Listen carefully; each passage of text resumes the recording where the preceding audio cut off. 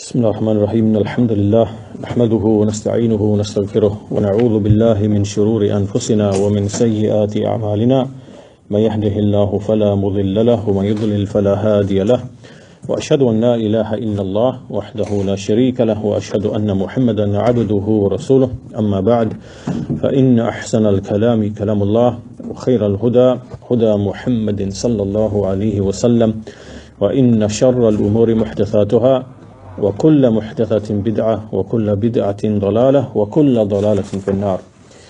So today is lesson number 34 in our series on the book Al-Ubudiyyah by Shaykh al-Islam ibn Taymiyyah rahimahullah with the commentary of Shaykh Salih al-Fawzan. And in the previous lesson and the lesson before that, we were basically speaking about the necessity of worship and assistance in that worship for the heart. So the heart is in need of two things. It is in need of worship of Allah Azza wa Jal. It was created like that. And in addition to that, it also needs assistance and aid from Allah Azza wa Jal. And so all of this is found in the statement of Allah Azza wa Jal, Iyyaka na'budu wa Iyyaka nasta'een. Right? So this is something that the whole of mankind is in need of. Right? This sentence, Iyyaka na'budu wa Iyyaka nasta'een. You alone do we worship, and from you alone do we seek assistance. And so in the last lesson, Ibn Taymiyyah rahimahullah, he discussed a scenario or a situation which is that because obviously there are different people who have different levels, right? So he gave us the scenario of a person who Allah Azza wa Jal can aid him in acquiring all of the things that he loves and desires and wants from the worldly affairs, right? So for example, he's got, wealth and, whatever else he has. But he has not acquired or attained that worship which he ought to be pursuing and seeking. And instead, he's distracted with these other things, and Allah aids him in those things. So this type of person who is in this type of situation, then he hasn't really truly actualized the statement, La ilaha illallah. He hasn't actualized Tawheed. He hasn't actualized, servitude to Allah. And clearly he has deficiencies, and these deficiencies in all of this is going to lead him to trouble, lead him to harm, lead him to punishment and things of that nature, right? So in other words, that amongst mankind there will be found people who are basically fit this description. Right, and that's what we discussed in the previous lesson. And today we're going to continue. And here Ibn Taymiyyah mentions another scenario that we're going to discuss. So we will read the text and we'll come back to it inshallah. So he now says, وَلَوْ سَعَى فِي هَذَا الْمَطْلُوبِ وَلَمْ يَكُنْ مُسْتَعِينًا بِاللَّهِ مُتَوَكِّلًا عَلَيْهِ مُفْتَقِرًا إِلَيْهِ فِي حُصُولِهِ لَمْ يَحْصُلْ لَهُ. So if a person was to strive in trying to worship Allah, but he does not seek aid from Allah, relying upon Allah, being in need of Allah in achieving this objective, then he will not achieve it. Right? In other words, now, so remember, in the last lesson, we were speaking about a person who he's not really seeking to worship Allah. He's more interested in the worldly things, and Allah aids him in achieving those things, but he himself is not really desiring and wanting to worship Allah, right? And so this deficiency, trying to be in servitude to Allah, even though the worldly affairs, they're being fulfilled for him, Allah is aiding him, and right, this person will receive, punishment and loss and ruin. But here we have a different situation. Here we have a situation where a person is wanting to worship Allah, he strives, But he is not at the same time seeking aid from Allah, not relying upon Allah, not feeling that he is in need of Allah, of his help and assistance to help him reach his goal, right? So this person will not achieve that goal, right? Because remember, we said, إِيَّاكَ نَعْبُدُ وَإِيَّاكَ نَسْتَعِينُ. You alone do we worship, and from you alone do we seek aid. So here, Ibn Taymiyyah then says, فَإِنَّهُ مَا شَاءَ اللَّهُ كَانَ, because whatever Allah wills will occur, وَمَا لَمْ يَشَأْ لَمْ يَكُنْ, and whatever he does not will not occur. فَهُوَ مُفْتَقِرٌ إِلَى اللَّهِ مِنْ حَيْثُ هُوَ الْمَطْلُوبُ وَالْمَحْبُوبُ الْمُرَادُ الْمَعْبُودُ. Because Allah is the one who this person is in need of, because Allah is the one who is sought, the one who is the loved one, the one who is desired, the one who is worshipped. So he is in need of Allah from that angle, and also from the angle وَمِنْ حَيْثُ هُوَ الْمَسْئُولُ الْمُسْتَعَانُ بِهِ الْمُتَوَكَّلُ عَلَيْهِ, and also from the angle that Allah is the one who you seek aid from, and who you depend and rely upon, right? And he is your ilah, he is the one that you worship. There is no ilah besides him, and he is your Lord. There is no Lord for you besides him.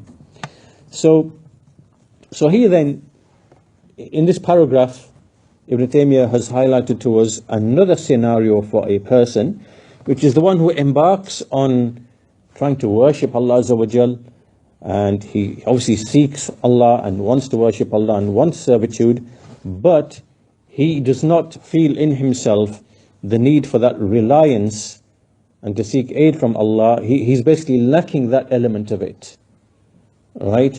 And so here, he will not achieve his objective. So here Shaykh al-Fawzan, he comments upon this, and he says that if a servant wanted to worship Allah, but he doesn't seek aid from Allah, then he will not arrive at his goal, because he is not being aided upon his worship, and Allah will not make things easy for him, facilitate things for him, strengthen him, and keep putting in him the desire to worship Allah, right? So because these things are absent, because he's not seeking aid from Allah, then obviously he will not achieve his goal. And also he says, right, so that's the second situation, right? So understand all of these possibilities, right? Because people can fall into different possibilities. The first one we said, someone who is not really interested, he's just pursuing the world, pursuing his desires, and it just so happens from Allah's decree that he receives those goals, ambitions, or whatever it might be, and Allah aids him in that as well.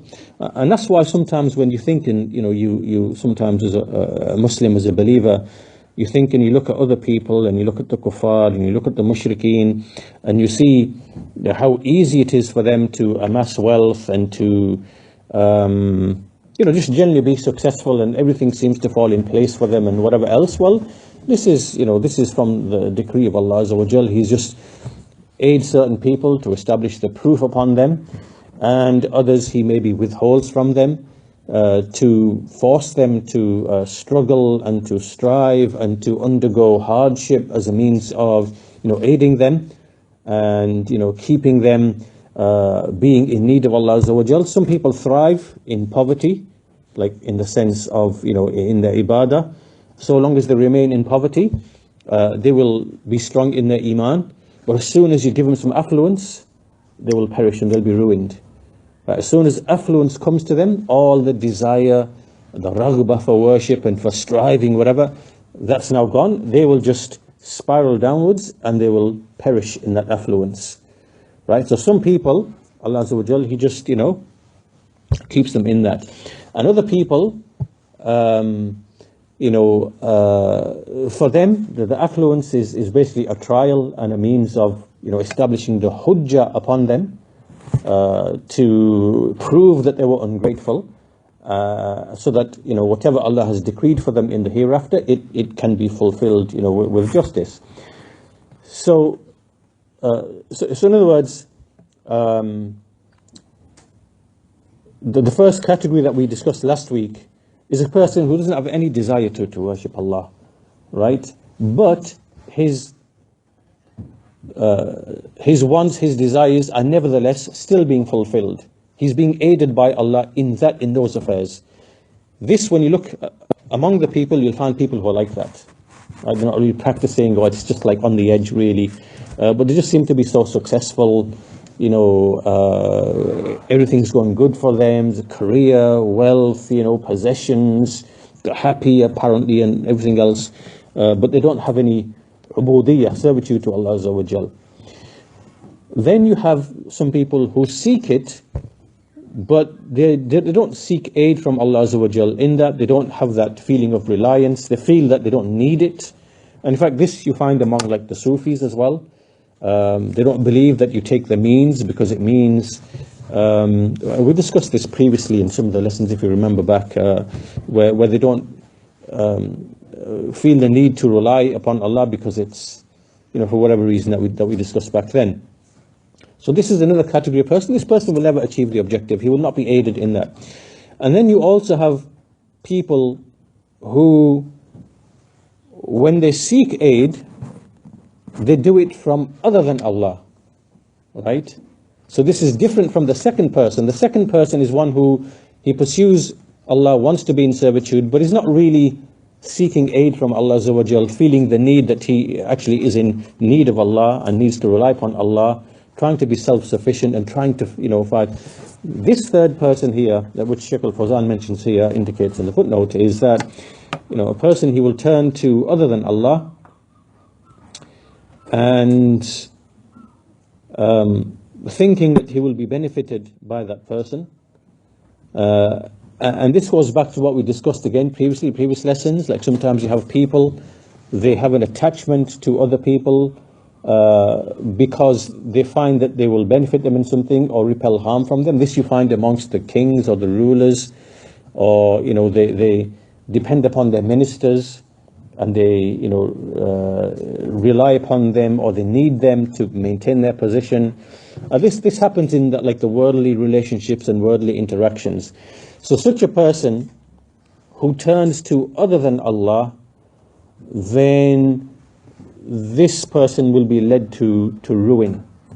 He will not be benefited by that person. As Shaykh al-Fawzan says, "Man iltafata ila ghayrillah wa dhanna annahu yanfa'uhu." Whoever turns to other than Allah and thinks or believes that he will benefit him, وَأَنَّهُ يَدْفَعُ عَنْهُ الضَّرَرَ, and that he will repel hardship from him, فَإِنَّ هَذَا الْغَيْرِ لَنْ يَنْفَعَهُ وَإِنَّمَا يَكُونُ حَسْرَةً عَلَيْهِ. This other person will not benefit him. He is just going to be a ruin upon him. And for that reason, وَلِذَلِكَ الْمُسْلِمُ لَا يُحِبُّ إِلَّا لِلَّهِ وَلَا يَبْغُضُ إِلَّا لِلَّهِ ولا يوالي إلا في الله ولا يعادي إلا في الله ولا يتوكل إلا على الله. So he says, for this reason a Muslim does not love except for the sake of Allah, does not hate except for the sake of Allah, does not show loyalty except for the sake of Allah, does not show disloyalty or enmity except for the sake of Allah, and does not depend upon anyone except Allah. So if you look at this sentence here, really everything in your life comes back down to these issues here, right? If you want to have true servitude to Allah, and you want all of your affairs to be put in order, and if you want all of your affairs to be set aright, right? This is what it ultimately all boils. It starts from this point here, that you love only for the sake of Allah, that you hate only for the sake of Allah, that your loyalties to people, to whoever you show loyalty to, is only for the sake of Allah, your disloyalty is only for the sake of Allah, and your reliance is only upon Allah. If you start off on this point here, then obviously this will put you in servitude to Allah. That will lead you to contentment and tranquility, and all the problems in your life will disappear.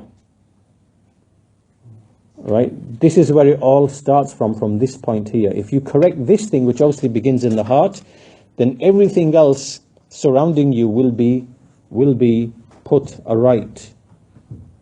And then Shaykh al-Fawzan says, فَلَا غِنَى بِالْعَبْدِ عَنِ اللَّهِ سُبْحَانَهُ وَتَعَالَى. no servant can ever be free of need from Allah subhanahu wa ta'ala. وَلَا يُعِينُهُ عَلَى طَاعَتِهِ وَعِبَادَتِهِ إِلَّا اللَّهُ جَلَّ وَعَلَى. And no one can aid him in his obedience and worship except Allah, the lofty and majestic. Coming back to the speech of Ibn Taymiyyah now, Ibn Taymiyyah then continues and he says, وَلَا تَتِمُّ عُبُودِيَّتُهُ لِلَّهِ إِلَّا بِهَذَيْنِ. The servitude of a person to Allah can never ever be perfected or completed except by these two things. Right? What are these two things? Is that he worships Allah, he loves Allah alone, and he seeks aid only from Allah alone. Right? This is how complete servitude is to Allah Azza wa Jal. That you love Allah and worship Him alone, and that you seek aid from Him alone. So then he says, فَمَتَى كَانَ يُحِبُّ غَيْرَ اللَّهِ لِذَاتِهِ أَوْ يَلْتَفِتْ إِلَى غَيْرِ اللَّهِ أنه يعينه كان عبدا لما أحبه وعبدا لما رجاه بحسب حبه له ورجائه إياه. So he says, when you have a person who loves other than Allah, who loves something besides Allah in and of itself, and he turns to other than Allah seeking that thing's aid, then he is a worshipper of that thing. He's a worshipper of the thing that he loves, and he's a worshipper of the thing that he hopes in, and a worshipper of that thing to the extent of his love and his hope in that thing. So here what Shaykh Islam Ibn Taymiyyah is pointing out is conversely now, I guess this is another scenario, a person who combines all of these things, he doesn't seek servitude to Allah, and he turns to other than Allah to aid him in whatever, then he is simply a slave. He is simply a slave to that thing or those things, to the extent that he loves that thing or those things, and he hopes in that thing or those things to achieve his objectives. And then, in contrast to all of these, we have a fourth person then, وَإِذَا لَمْ يُحِبْ لِذَاتِهِ إِلَّا اللَّهِ وَكُلَّمَا أَحَبَّ سِوَاهُ فَإِنَّمَا أَحَبَّهُ لَهُ وَلَمْ يَرْجُ قَطٌّ شَيْئًا إِلَّا اللَّهِ وَإِذَا فَعَلَ مَا فَعَلَ مِنَ الْأَسْبَابِ أَوْ حَصَّلَ ما حصل منها كان مشاهدا أن الله هو الذي خلقها وقدرها. It's a long sentence, let me read all of it and I'll come back to it. He continues, وَأَنَّ كُلَّ مَا فِي السَّمَاوَاتِ وَالْأَرْضِ فَاللَّهُ رَبُّهُ وَمَلِيكُهُ وَخَالِقُهُ وهو مفتقر إليه كان قد حصل له من تمام عبوديته لله بحسب ما قسم له من ذلك. Alright, so in all of this sentence I've just read, basically here now we are speaking about the perfect slave, the perfect abd of Allah Azza wa Jal, and what he brings together of qualities, right? So this is the one who, he does not love anything for its own sake, except Allah Azza wa Jal. Right? The only thing he loves ultimately for its own sake is Allah Azza wa Jal. And if he loves anything or anyone besides Allah, then he loves it only for the sake of Allah, following on from the love of Allah. Right? And when he does any deed, when he takes any means, when he takes any of the asbab, or when he acquires anything from the things that he seeks, he knows that it is Allah who created the means, He created the causes, and He created the effects. Right? So in other words, all of the worldly things that he achieves and acquires that come to him, and likewise even the religious things that he achieves and acquires. So when he achieves and acquires, piety and righteousness and whatever, how did he acquire these things? He acquired them by way of the means that Allah has legislated, right? So he acquired that by virtue of what Allah has legislated. And when he acquires things in the worldly sense, material possessions and the worldly benefits, he's only acquired them by way of means and causes and effects that Allah has created for his servants. He didn't earn them independently of anything, independently of what Allah has put in terms of causes, meaning that there's no basis for him to start thinking that, well, this is my achievement. This is my achievement. I got this, this wealth or whatever because of my skill and my intelligence and my this and my that. Right? So he's not thinking like that, right? This person is thinking, as Ibn Taymiyyah says, he says that if he adopts any of the ways and means that Allah has put in his creation, and he acquires things on account of that, then he is a witness, and he bears witness that Allah is the one who created these means and decreed them upon his servants, and that everything which happens, which is in the heavens and the earth, then it is Allah who is its Lord, its owner, its creator, and that he, meaning the servant, is the one who is in need of Allah. Then if he fulfills all of these descriptions that we've just mentioned here in this paragraph, this is the one who has now completed that Ubudiyyah. He has now achieved complete servitude to Allah, obviously to the degree and extent that Allah has apportioned for him. Right? Now this varies from every person, obviously. Each person which achieves a different level of Ubudiyyah based upon these qualities that he possesses, or the extent to which he possesses these qualities. Right? So this is now like, the perfect person, so to speak. The one who loves Allah, more than anything else. And if he loves anything besides Allah, it's only because, he loves it for the sake of Allah. Right? So, like for example, if he loves a certain food, well, it's because it gives him delight and it makes him grateful to Allah and it allows him to sustain himself and worship Allah. So he loves it not as a thing in and of itself, but as a thing for the sake of Allah. See the difference here between the way this abd, how he thinks about things, and how we just have a regular person who just doesn't think about things, right? A person who is an abd, who is in servitude to Allah, the way he doesn't love a thing in and of itself for its own sake, but it's actually for the sake of Allah. So for example, you have one person, he might, let's say for argument's sake, he has a food that really delights him and pleases him, and all it is for him is just taste and pleasure, and basically that's it. That's the limit of his thinking. It stops at that point. Right? Oh, this is delicious, and and that's the limit of where his thought ends, right? But then you have the type of person described here. So here, obviously, this person is being put to trial with the love of other things besides Allah, in a way that could mean a deficiency in his servitude. But here, this other person, when he likes or loves something, obviously it's thought out with reasons behind it, and it's like, well, this thing, I love it, but for what reason do I love it? Well, it allows me to experience the blessings of Allah. I feel delight on account of which I'm able to praise Allah Azza wa Jal. It then makes me more motivated to be thankful and grateful. And so really this is a love not for the thing in and of itself, but it follows on from the love of Allah Azza wa Jal. And so now you can then extend this to all of the things that you kind of experience or that you are involved in, right? So the one that's being described here, the abd who, is in servitude to Allah, who loves only Allah and for the sake of Allah, and he combines all of these qualities, and whatever happens, he knows it's ultimately coming from Allah.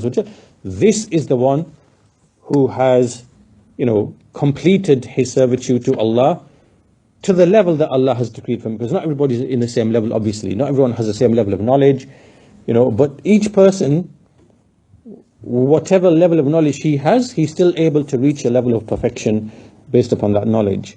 Right, so this now, if you follow like the sequence of what Ibn Taymiyyah is discussing, essentially he's just given us like different scenarios of people that exist, different categories of people that exist in relation to worshipping Allah and seeking aid.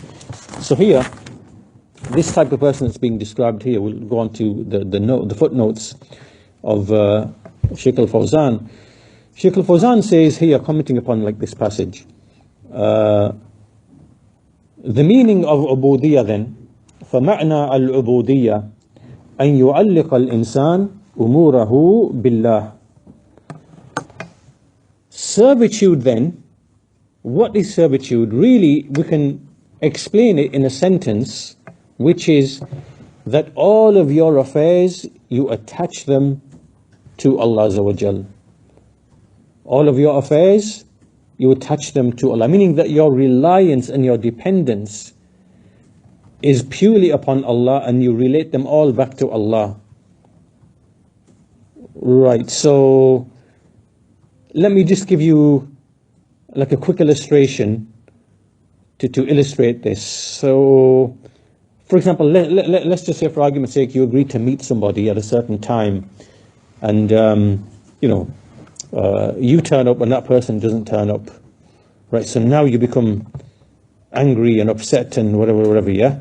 This person is really angry and upset, and he wasn't able to fulfill whatever objective he was supposed to fulfill, and now this person is really upset and angry. Right, that's one person. Another person would be in the same situation, but he'll think, no, qadar Allah, okay, it didn't happen, so whatever Allah decreed. And even though that person is at fault, obviously that person is still to blame. You're not saying we don't blame that person. That person is still to blame. But here, this person realizes ultimately my affairs are under Allah's control, and on this occasion it just so happened that Allah didn't decree and will this thing for me to proceed. Right? So he's not like, this first person was angry with the situation. So in a way, he's kind of like finding fault with the decree of Allah Azza wa Jal. Right? That still doesn't mean that person shouldn't be blamed. He should be blamed. But here, this person is kind of like, it's almost like you are angry with Allah's decree, because Allah is the one who decreed the situation. Right?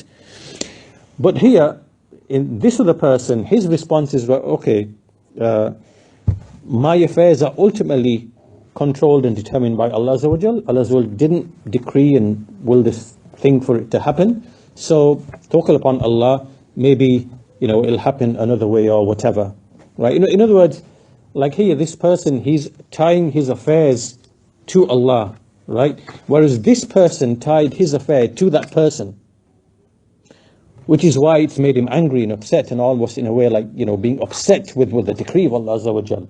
So from this simple example that I've given you, is just showing like the difference between, like, you can see this difference in people's behaviors. People behave and react in different ways. And from that you can see the difference between the person who truly is attaching his affairs, who recognizes his affairs are ultimately, he ties them to Allah Azza wa Jalla and His decree, and the people who are not like that, right? So this is a good definition for ma'na al-ubudiyyah. Like, this is another way to define ubudiyyah. Who is the one who is truly in servitude to Allah? Well, he said, it is that أن يعلق الإنسان أموره بالله, that a person, he attaches or relegates all of his affairs to Allah. So he says, فَعَلِّقْ أُمُورَكَ وَأَطْمَاعَكَ وَرَجَاءَكَ وَخَوْفَكَ وَمَحَبَّتَكَ بِاللَّهِ عَزَّ وَجَلَّ. So therefore you should attach all of your affairs, your hopes, your aspirations, your fear of things, your love with Allah Azza wa Jal. They should all be attached to Allah Azza wa Jal. And then he mentions the verse in the Quran, which is the command to Ibrahim alayhi salam, قُلْ إِنَّ صَلَاتِي وَنُسُكِي وَمَحْيَايَ وَمَمَاتِي لِلَّهِ رَبِّ الْعَالَمِينَ لَا شَرِيكَ لَهُ وَبِذَلِكَ أُمِرْتُ وَأَنَا أَوَّلُ الْمُسْلِمِينَ. Say, indeed, my prayer, my sacrifice, my life and my death are all for Allah, the Lord of the worlds. There is no partner to him. And with that have I been commanded, and I am the first of the Muslimin, the first of those who submit. So, this is what you do, and then obviously you take the means, وَخُذْ بِالْأَسْبَابِ النَّافِئَةِ الْمُفِيدَةِ الَّتِي تُعِينُكَ عَلَى ذَلِكَ. Right, so you attach all your affairs to Allah, then you take the ways and means that will help you to attain those goals. So then Shaykh al-Fawzan continues commenting upon this passage, and he says that the ways and means, al-asbab, the ways and means that Allah has put in His creation, you have to believe that it is Allah who placed them, and He is the one who is the placer of the causes. Like He's the one who created everything and made one thing a means to another thing, right? So for example, He made water the means to life, and He made the sun as a means for other things, and He made the animals as a means for food and for clothing and garments. So everything in the creation, the ways and the means, the causes and their effects, you believe that Allah is the one who placed all of them. He's the one who created them, brought them into existence, and then you are the one who seek aid by way of these things to help you become obedient to Allah. So everything that's been made of ways and means for you in the creation, it's simply something by which you seek aid by way of it to worship Allah Azza wa Jal. So wealth is one of those means, right? Clothing is one of those means. Spouses, partners, marriage, that's another one of those means. So everything in the creation, Allah has made it as a sabab, a means, so that you can seek aid by way of it to help you to worship Allah, to obey Allah. And so this obviously is a bounty from Allah Azza wa Jalla. And that's why in the Quran, Allah reminds us of all of the bounties, of all the favors, of all of the things that we see around us, which are there to aid us in Ubudiyyah, in servitude to Allah Azza wa Jalla. And then as for the point that you mentioned at the end, that a servant, he witnesses and observes that Allah is the creator of all of these ways and means, and He is the one who decreed them, and everything belongs to Allah, and He is its Lord and its owner and its creator, and that you are the one who is in need of Him, right? Shaykh al-Fawzan comments and he says that likewise a believer must believe that everything which is in the heavens and the earth, from all of the servants of Allah, from all of the creations of Allah, they are His creations. They are in His hand. He turns them whichever way He wills. Right? The believer who understands all of these things, he is the one who knows the realities. He is the one who knows his Lord. He is the one who knows the wisdom, the wisdoms in Allah's actions. And He is the one who truly understands whatever happens in this creation. Right? So in other words, what he's saying here is that if you look at people, different people will always have different interpretations of things. And, like the events that take place upon this earth. And the one who truly fathoms and understands that it is Allah who is the Lord, creator, owner, right? And everything is in His affair, and He's the one who turns things. And now let me give you another quick illustration of how this would apply. So let's say, for example, that you have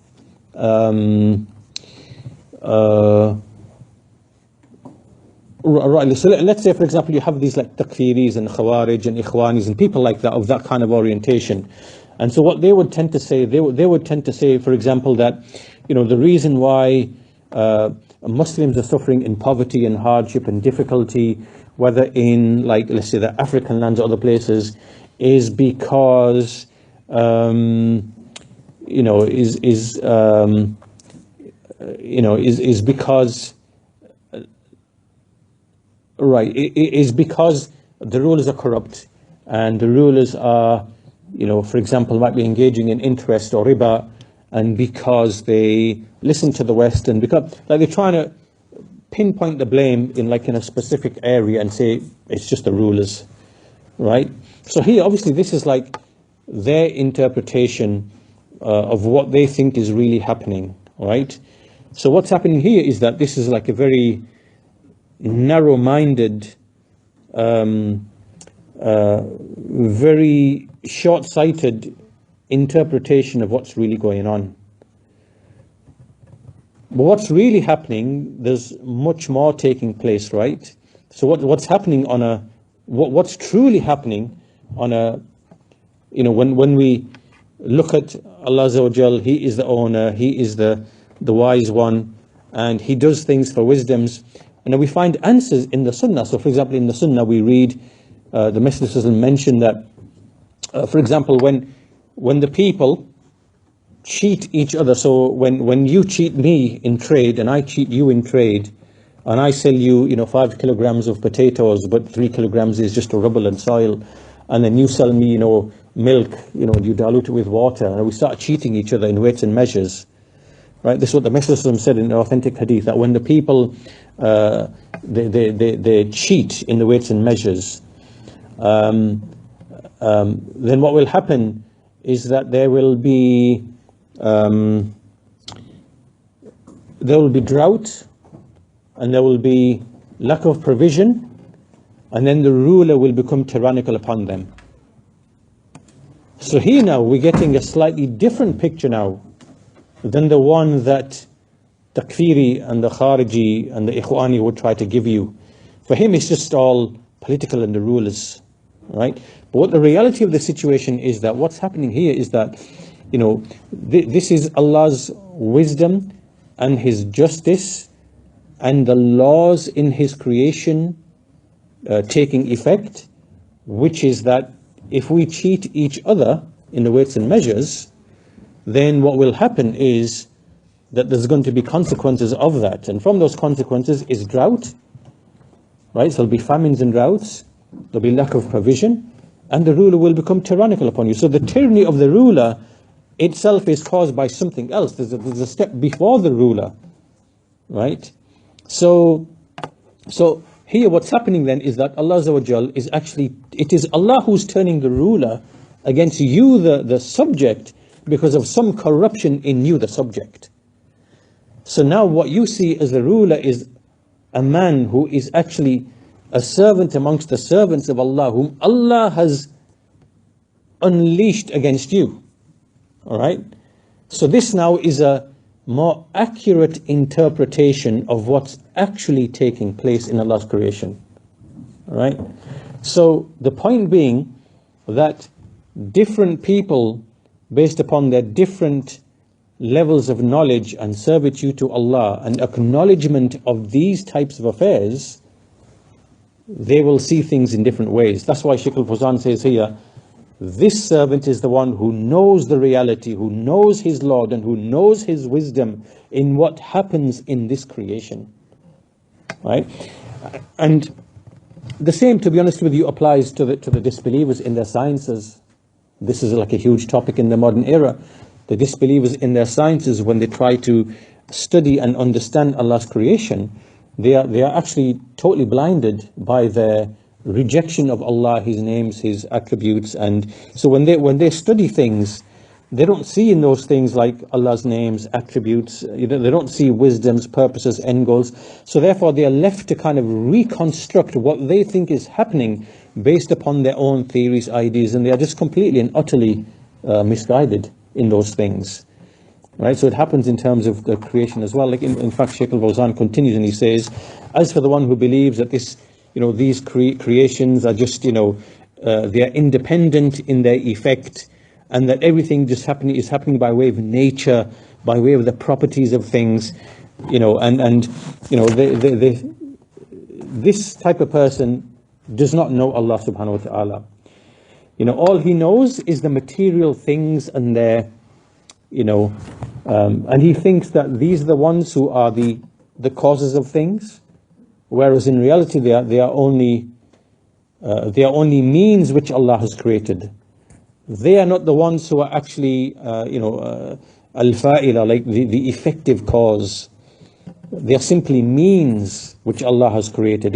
Allah is the one who is the true cause. So anyway, the point being in all of this discussion, what Sheikh Al-Fawzan is pointing out is that the type of person who is a true servant of Allah is the one who, first of all, he loves only Allah Azza wa Jal, and for the sake of Allah Azza wa Jal, right?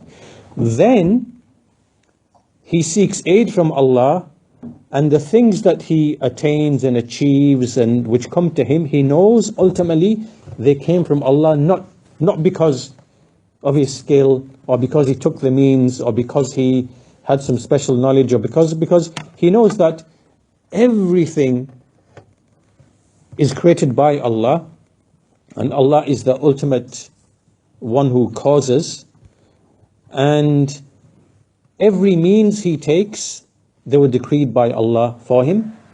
So in other words, he witnesses the Tawheed of Allah. He knows everything comes from Allah.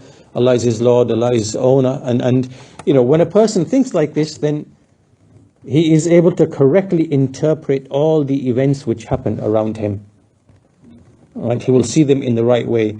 And this is how basically, all of the problems in people's lives are basically, eliminated. If everyone in your household, in your family, whatever is thinking like this, then it eliminates a lot of the problems that happen in households and families. Coming back to this whole thing of loving for the sake of Allah, hating for the sake of Allah, being loyal and disloyal for the sake of Allah, and relying only upon Allah.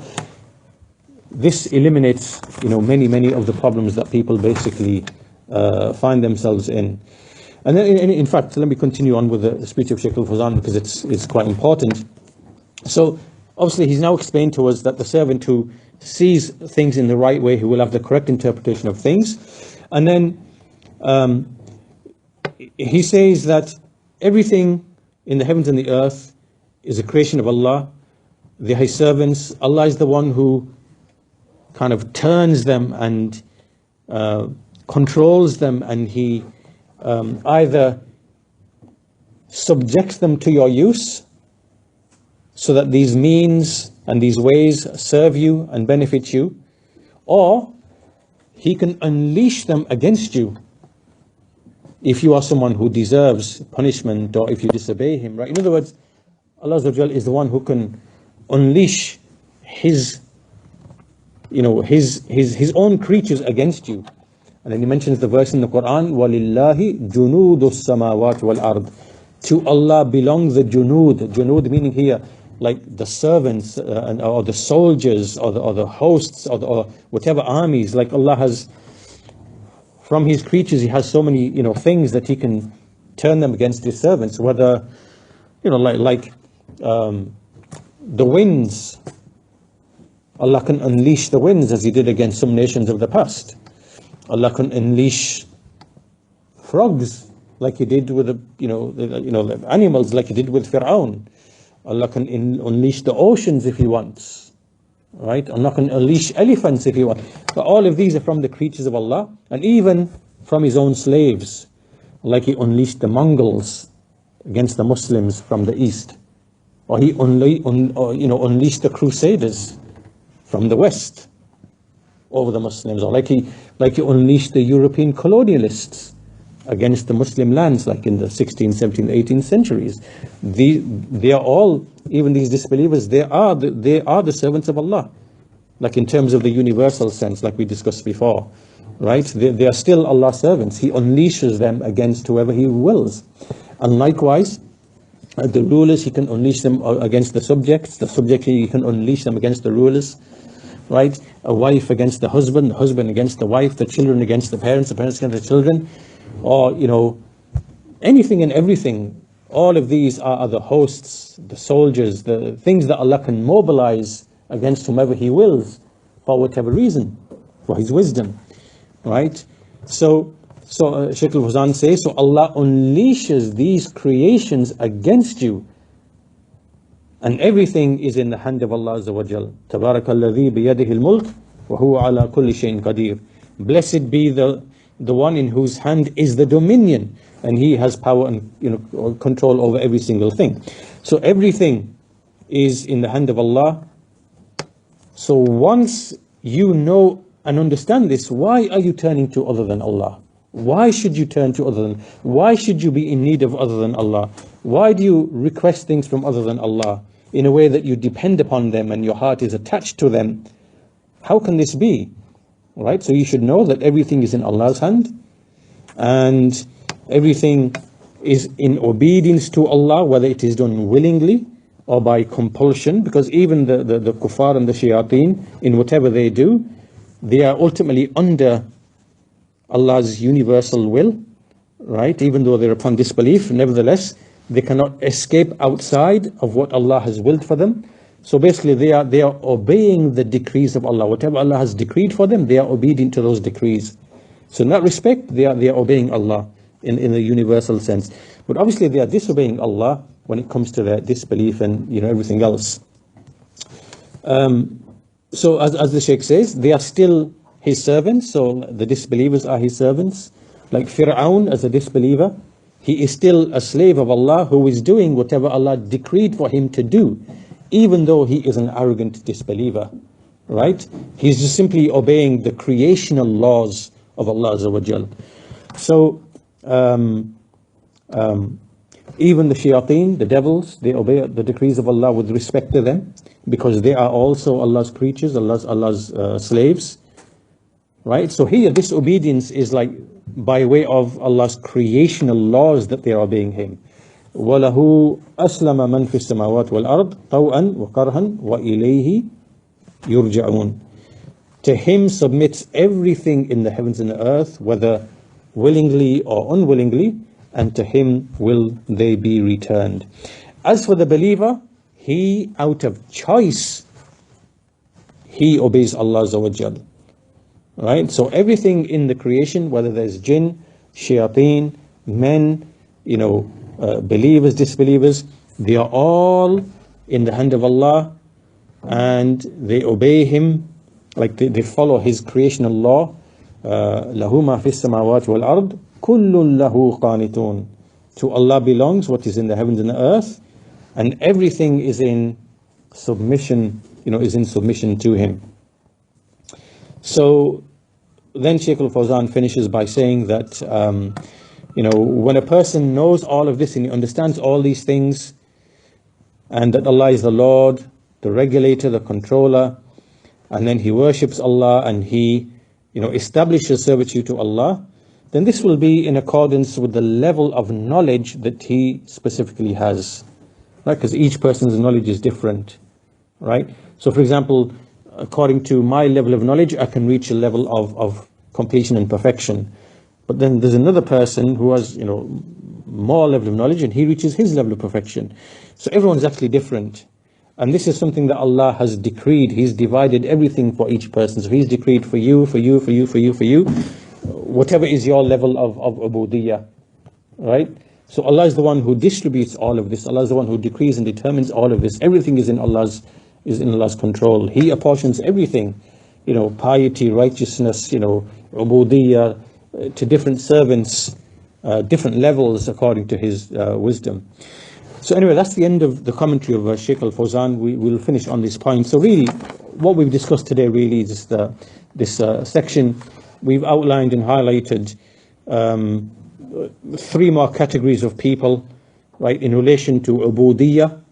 Last week we mentioned the person, who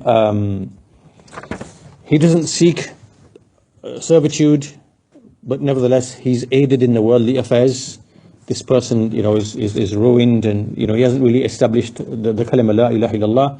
Then we have another person who wants to be, in servitude to Allah, but he's not seeking aid and assistance from Allah, not relying upon Him, so he will not achieve his objective. And then you have another person who basically, he actually turns to other than Allah and seeks help from other than Allah, right? This will be a ruin upon him, because other than Allah cannot aid him or help him in any way, right? So he goes in that direction.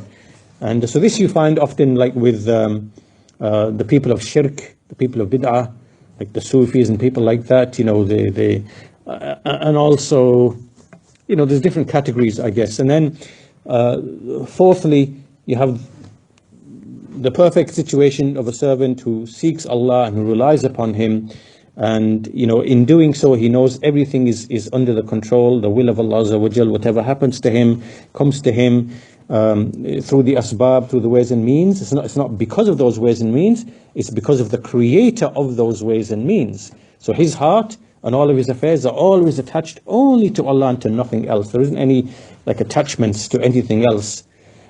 Right? So this goes back to what we mentioned before at the beginning, that the heart, can have attachments to things, to, lust, to wealth, to authority, to power, to luxury, to things that a heart becomes attached to. The more you have these attachments, the more you're going to be put to trial, the more you're compromising your servitude to Allah Azza wa Jal, and the more trials and tribulations there will be in your life.